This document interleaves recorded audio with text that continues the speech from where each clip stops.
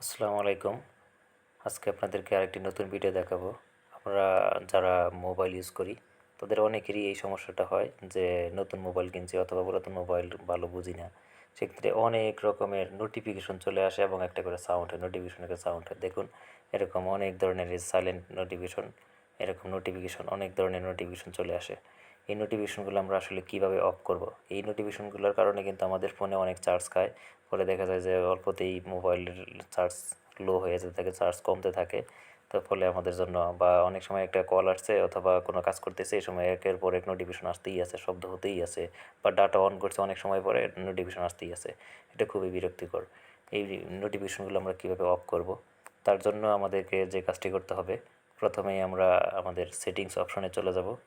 দেখুন আমরা যদি আপনাদেরকে একটু দেখাই ভালো করে, যে প্রথমে আমরা সেটিংস অপশনে চলে গেলাম। এই যে এখানে সেটিংস, সেই সেটিংস অপশনে চলে গেলাম।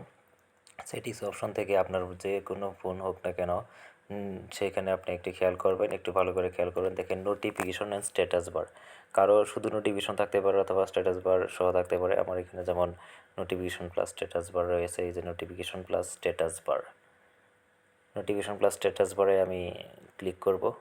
দেখুন নোটিফিকেশন স্ট্যাটাস বারে আমি যখন ক্লিক করলাম, ক্লিক করার পরে দেখুন আমার এরকম একটি পেজ চলে আসলো। এখন আপনি হয়তো খেয়াল করবেন, একটু ভালো করে যদি খেয়াল করেন, দেখেন এখানে আমার মেসেঞ্জার যেমন নোটিফিকেশন এটা অন করা আছে, মেসেঞ্জার অন করা আছে, এটা আমি অফ করে দিব।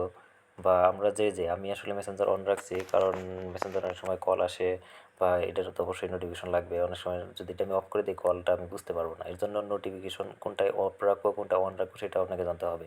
বিশেষ করে মেসেঞ্জার, হোয়াটসঅ্যাপ এগুলোতে আমরা নোটিফিকেশন অবশ্যই অন রাখবো।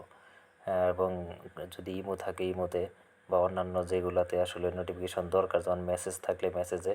আর যেগুলো আমাদের দরকার নেই, যেমন আমি এখানে একটি দেখাচ্ছি ফোনের নোটিফিকেশন অনেক সময় অফ করে রাখলাম, বা কল আসলে যদিও ফোনের নোটিফিকেশন অফ রাখলেও কল আসবে, সেটা কোনো সমস্যা নেই।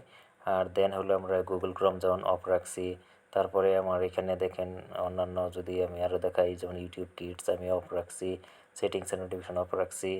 এবং আমার যে অন্যান্য যে ইয়াগুলো সেগুলোর নোটিফিকেশন কিন্তু রয়ে গেছে, কন্ট্যাক্টসের নোটিফিকেশন আছে, অ্যাসিস্ট্যান্ট। এইগুলো আপনার দেখে দেখে যেগুলো আপনার প্রয়োজন হয় না, আপনার মনে করেন খুব সবচাইতে কম ইউজ করেন যে জিনিসগুলো, সেইগুলোর নোটিফিকেশন অফ রাখবেন। যেমন আমরা এখানে দারাজ, ডিমস এগুলো আমাদের এখানে যা আছে সব কিন্তু আমি অফ রাখছি। এদিকে দেখেন ফেসবুকের নোটিফিকেশন অফ রাখছি। বিশেষ করে এটা খুবই গুরুত্বপূর্ণ, ফেসবুকের নোটিফিকেশন অবশ্যই অফ রাখবেন। কারণ ফেসবুকে সবচাইতে বেশি মেসেজ আসে, কেউ লাইক করলো, কমেন্ট করলো, শেয়ার করলো, এগুলো কিন্তু নোটিফিকেশন আসে। আর এগুলোর কারণে কিন্তু ফোনগুলোর সাথে সাথে শব্দ হয়, যার কারণে খুব বিরক্ত বোধ হয়। এর জন্য আমরা এই নোটিফিকেশনগুলো এভাবে অফ রাখবো। গুগল ক্রোম, তাতে আপনার যে জিনিসগুলো লাগে না, খুব কম ব্যবহৃত হয়। তবে কলের ক্ষেত্রে ওইগুলা বা মেসেজের ক্ষেত্রে এগুলো আপনার নোটিফিকেশন অবশ্যই অন রাখবেন, তাহলে দেখবেন যে আপনার কোনো প্রবলেম হবে না। এভাবে নোটিফিকেশনগুলো আমরা ডেইলি যে নোটিফিকেশনগুলো বা প্রতিদিন যে কাজগুলো করি, এইভাবে কিন্তু নোটিফিকেশনগুলো আসে। এভাবে নোটিফিকেশন অফ রাখবেন। আরেকটা হলো যে দেখেন আর নোটিফিকেশনের উপরে ঠিক মোড সেটিংস নামের একটা অপশন রয়েছে, সেখানে যদি আমরা ক্লিক করি, দেখুন এখান থেকে নোটিফিকেশন হিস্ট্রি, এখানে কিন্তু আপনারা এটা অন করতে, এটা অফ থাকবে কি অন থাকবে এটা আপনার অফ করে দিবেন।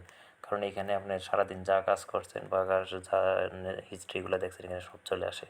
এটা অনেকেই আপনার হাতে থেকে কেউ ফোন নিলে সেই তথ্যগুলো দেখতে পারে। এভাবে আপনারা এগুলো অফ করে দিবেন।